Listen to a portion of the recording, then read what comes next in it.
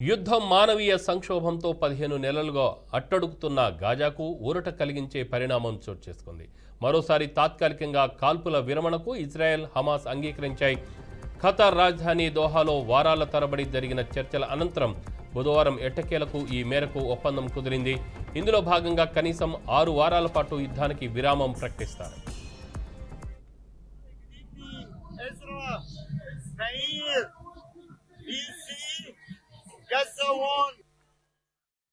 ఇక యుద్ధానికి పూర్తిగా తెరదించే దిశగా చర్చలను ముమ్మరం చేస్తారు. అంతేగాక హమాస్ తన వద్ద 100 మంది ఇజ్రాయెల్ బందీల్లో కనీసం 30 మందికి పైగా విడతల వారీగా వదిలేనుంది.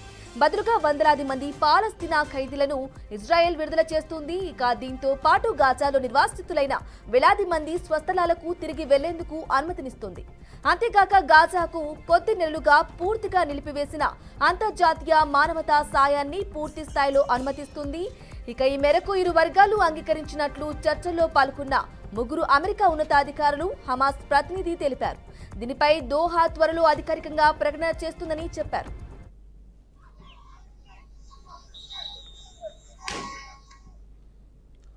ఇజ్రాయెల్ ప్రధాని కార్యాలయం మాత్రం ఒప్పందం విధి విధానాలు ఇంకా ఖరారు కావాల్సి ఉందని చెప్పుకొచ్చింది.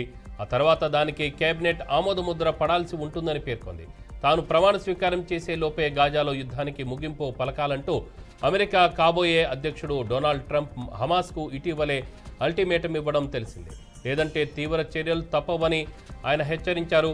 మరోవైపు గాజాపై మంగళవారం ఇజ్రాయెల్ దాడుల్లో 2 మహిళలు, 4 పిల్లలతో సహా 18 మంది మరణించారు.